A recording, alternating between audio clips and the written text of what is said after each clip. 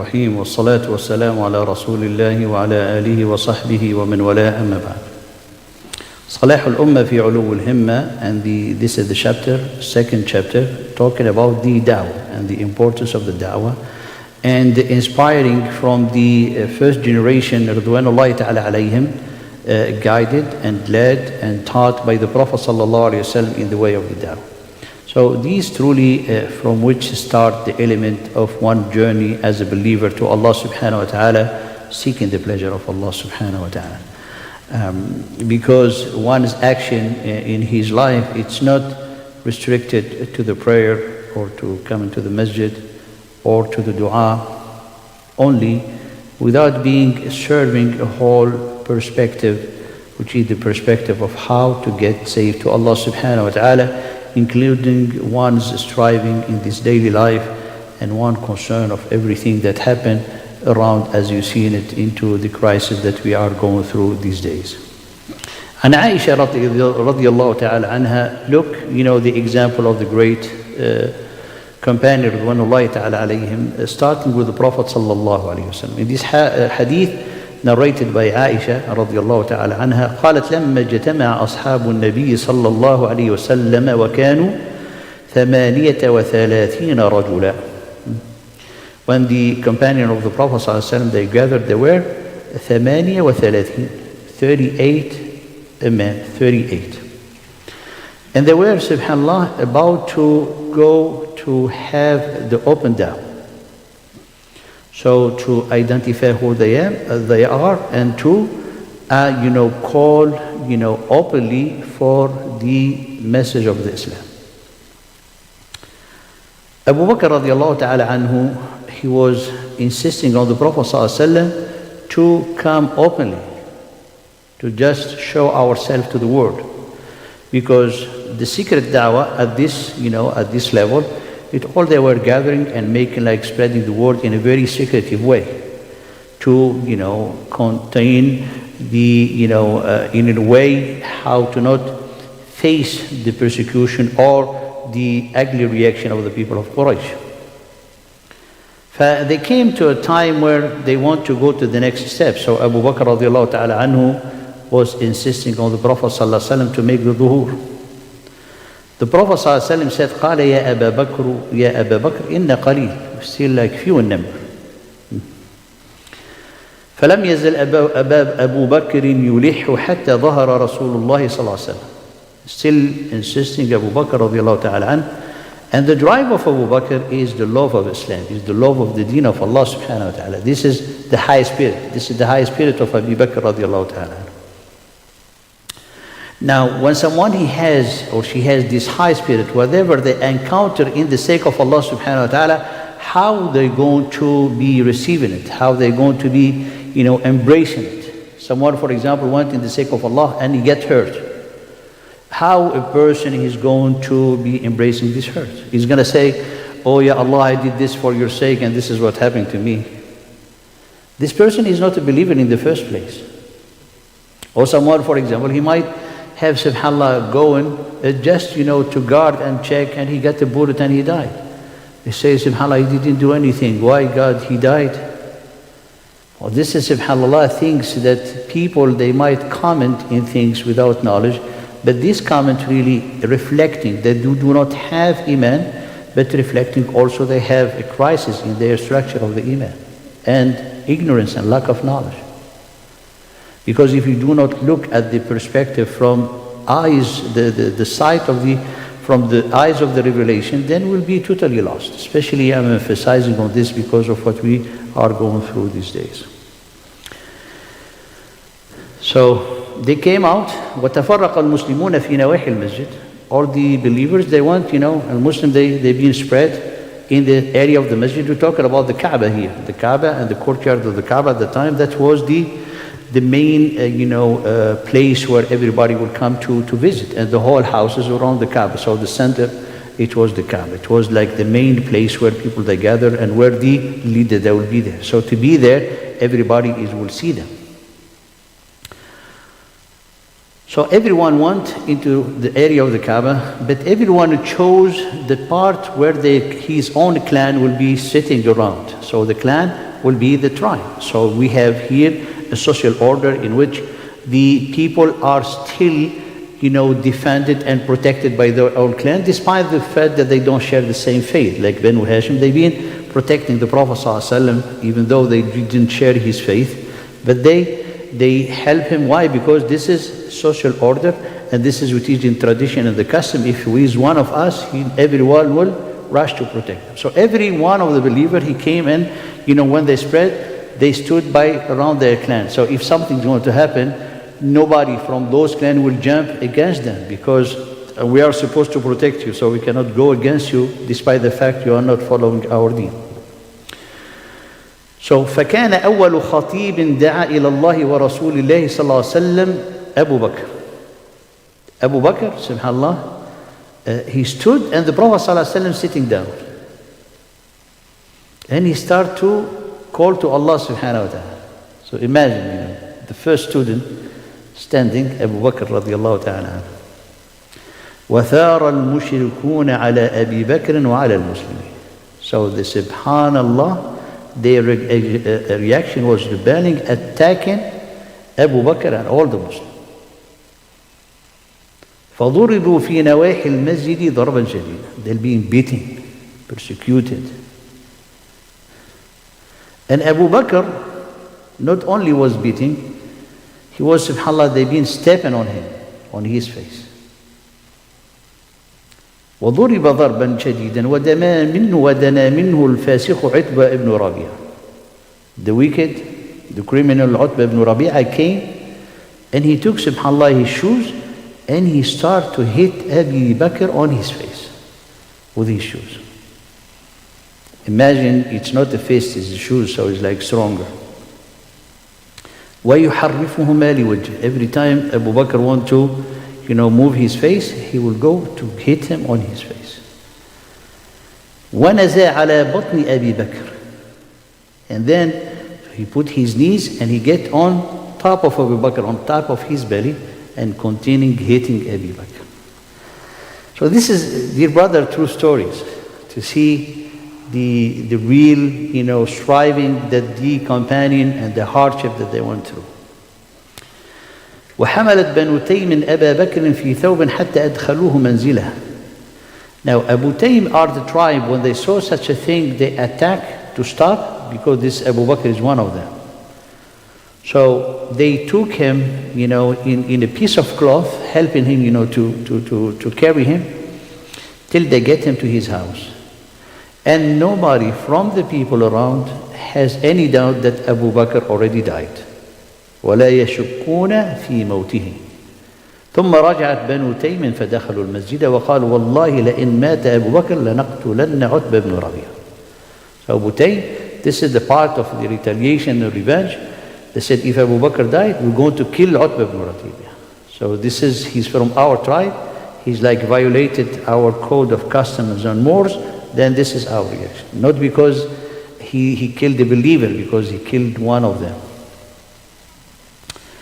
فجعل أبو قحافة وابن تيم يكلمون أبا بكر. Now the most amazing thing that's happening now.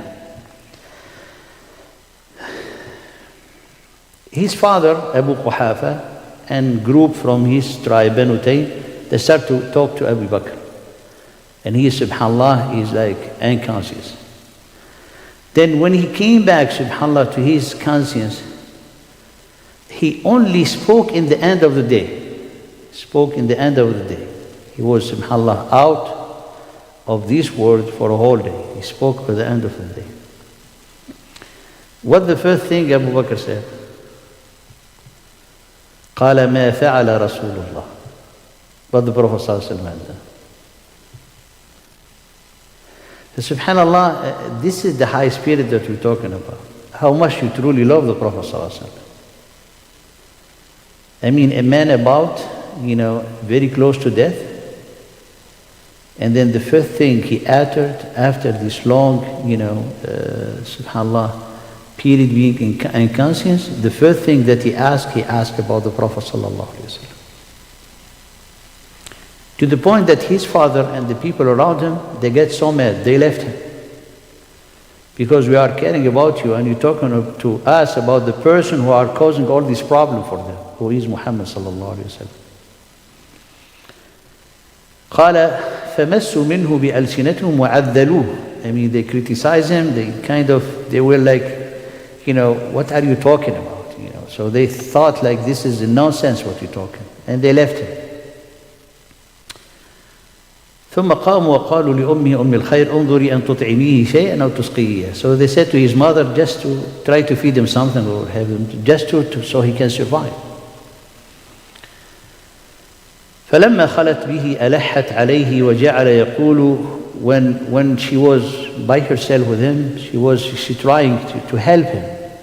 I mean, forget about this issue, and he was only saying ما فعل رسول الله. Subhanallah. I mean, his life is how the Prophet ﷺ is doing. And this is, subhanallah, is like you love the Prophet more than you do love yourself. ما فعل رسول الله. All what he thinks about what happened to the Prophet ﷺ. He cannot even eat or drink or anything. I need to know what happened to the Prophet.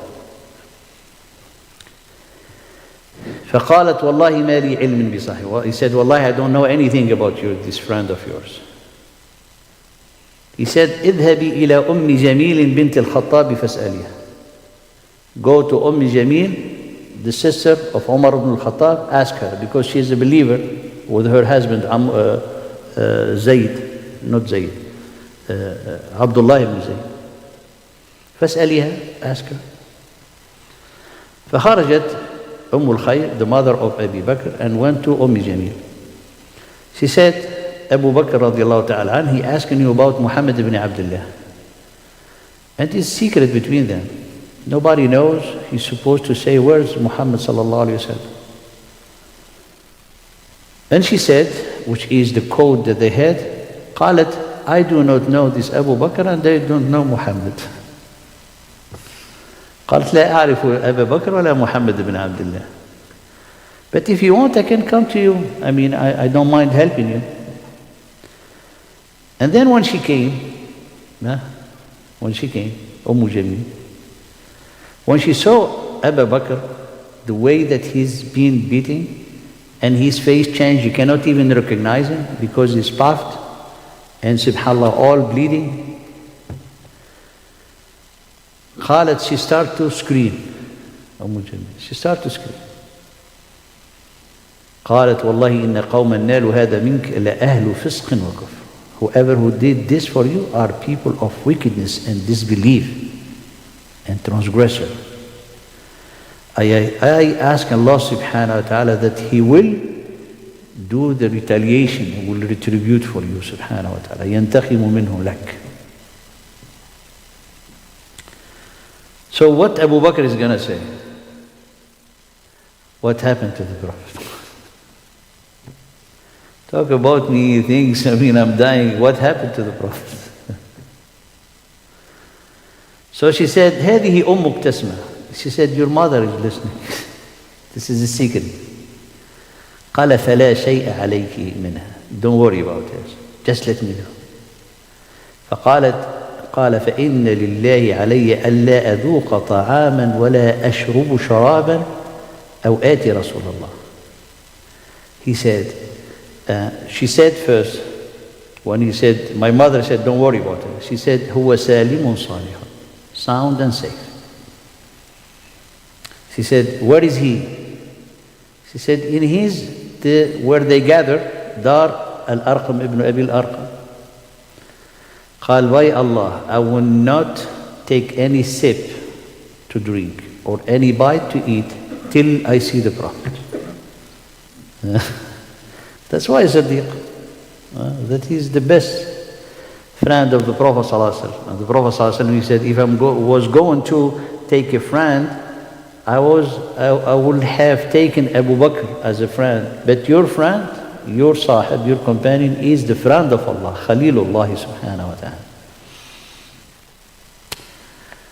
فأمهلت حتى إذا هدأت الرجل وسكن الناس. When the traffic went low, and then they get Abu Bakr, and he was, subhanallah, holding on both of them because he cannot walk on his mother and Jamil, leaning on them so he can walk. حتى أدخلته على رسوله, till they get him to the Prophet sallallahu alaihi wasallam. When the Prophet saw him, he inclined and he kissed him. فأكب عليه فقبله. And then all the believers, they jumped, kneeling on him and kissing him. And the Prophet ﷺ, he felt raqqa, he felt so pity, so compassion towards Abu Bakr to see him in that situation. Look, subhanallah, you see the Prophet ﷺ in this situation, and his how, subhanallah, he's compassionate, merciful, so kind and caring about his companion. Abu Bakr saw this an opportunity for what? SubhanAllah. Look, this is the high spirit. This is how we talk in every moment you will take an advantage for help you for the sake of Allah. He saw such a thing from the Prophet ﷺ. He took the advantage. What he said? So the Prophet قال أبو بكر بأبي وأمي يا رسول الله ليس بي بأس. He said, as you see it, I said, Wallahi, I don't have anything. There is nothing. لا بأس. بأس which means like no hurt, nothing, except what that wicked person get from my face. But I'm asking you something, Ya Rasulullah. This is my mother. She honored me. She's taken care of me. And she's like a good woman. And you are a blessed servant of Allah, Ya Rasulullah. Can you make dua for her to accept Islam? That's the gift. You see the high spirit, subhanAllah.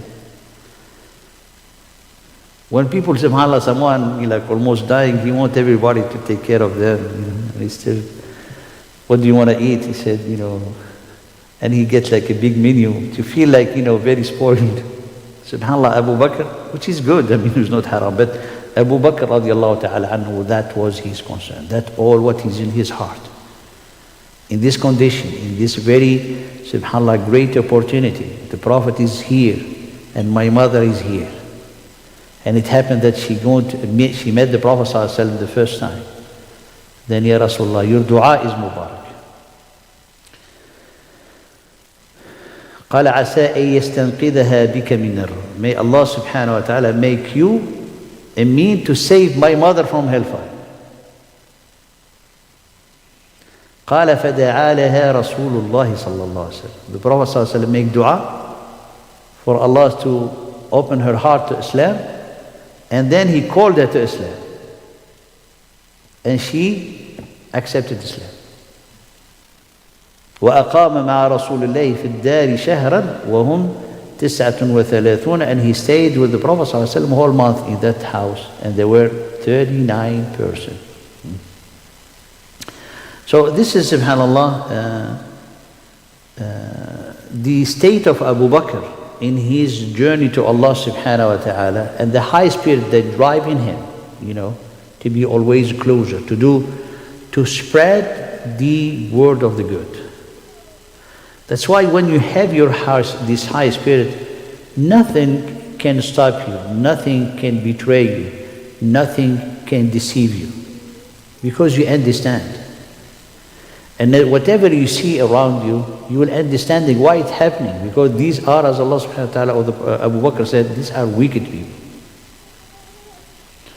But the way how to really give yourself that strength and that, the satisfaction in your heart to keep you driven toward building in the right perspective, in the right way, that's the way to do following the footsteps of these great ones. And these great ones, their source is the book of Allah and the guidance of the Prophet. When we say the book of Allah subhanahu wa ta'ala is to implement what Allah subhanahu wa ta'ala telling you. And implementing what Allah subhanahu wa ta'ala telling you means that you embrace what Allah said and you implement it, and you're not gonna see any result.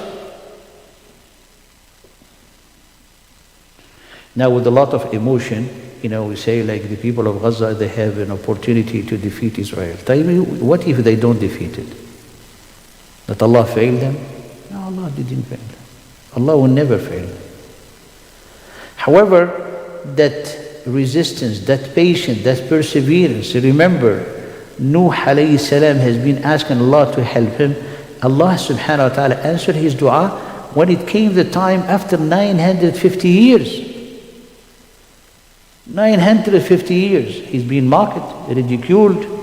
You know, the last will of every person is to say, do not listen to this person. 950 years. The threat that the people of Shu'aib, they did for Shu'aib himself, قَالَ لَنُخْرِجَنَّكُم مِّنْ أَرْضِنَا أَوْ لَتَعُودَنَّ فِي مِلَّتِنَا. We're going to exile you, evict you from our home, or we force you to get back. Even the people of the cave, the first thing that they were scared of after 309 years of sleep, said, go find someone, send one of you to bring us some good halal food to eat it. And be careful, because if they found out about us, it's either they're going to kill us or force us to follow their path. For this is the Quran, what He's telling you. Didn't Allah subhanahu wa ta'ala tell you the Quran, if you show this strength, that's it. We're going to send you 1,000 of angels. They're going to neutralize everybody. And you're going to be like in the land. And tomorrow everybody will be praying in Al-Quds. It's not going to happen this way.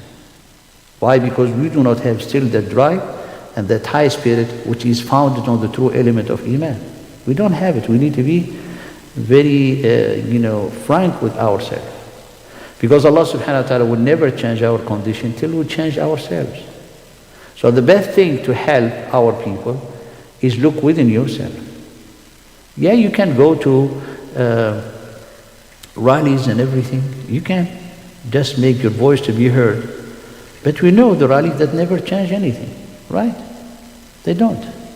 So it does not apply. Many people, they always put the hadith of the Prophet ﷺ when you see a munkar go, and if you cannot with your tongue. The tongue here, for the Prophet ﷺ said to change, not to be heard. Because when you are heard, the people who are listening to you, do they have the heart to conceive? وَمِنْهُمْ مَنْ يَسْتَمِعُونَ إِلَيْكَ فَأَنْتَ تُسْمِعُ الصُّمَّ وَلَوْ كَانُوا لَا يَعْقِلُونَ. Many are listening to you, but can you be able to have the dead hearts listen to you? When they have totally different aqidah. The aqidah is the perception. So when a person see your truth as falsehood, how can he listen to you?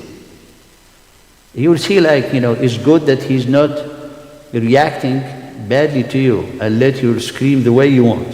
Why? Because they believe from the bottom of your heart that you are on the path of falsehood. This is their aqidah. This is when we're talking about aqidah. Yes, go, have your voice to be heard, have whatever you can, but the people who believe that is the way of the change, we say you have defect in your aqidah. Do it, that's fine, go do it.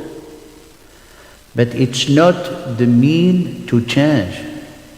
It's one of the means to help, to have your voice heard, to have people, to be aware that there is another opinion. Because people, they do not know. So they see this is, say, what's going on. Maybe it will, push them to go read, and they realize that there is totally different opinion. But for us as a Muslim to think that's the path to change, that is a big, blindness in our insight. If so, some people, they think like that, And people, they go, they scream, and when it comes, being reported, when it came to the time of the prayer, only 50 people, they went to pray.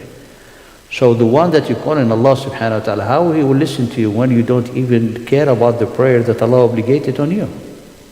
This is a remark, it's not things, but for us to be aware of these things. And you see Abu Bakr radiallahu ta'ala, as Allah subhanahu wa ta'ala, when He mentioned the person, the believer who was hiding his iman in the palace of Fir'aun, Ibn al-Qayyim radiallahu ta'ala, rahimahullah ta'ala, when he made the difference, he said Abu Bakr is in a higher rank than the man that Allah mentioned in Surah Ghafir. Because in this hadith, the Prophet ﷺ was, subhanAllah, beaten, the Prophet,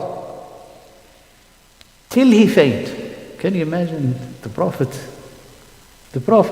Muhammad sallallahu alaihi wasallam?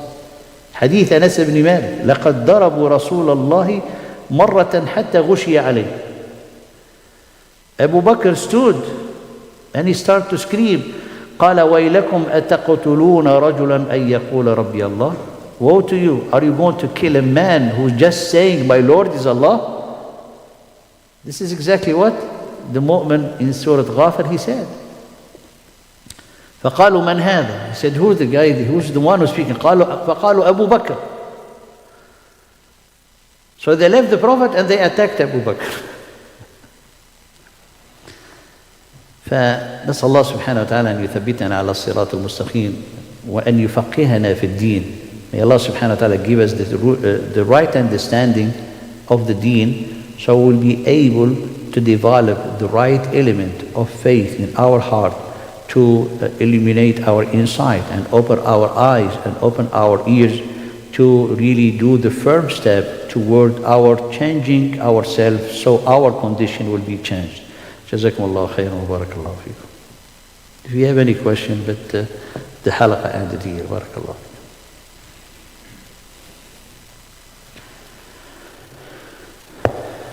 Yes.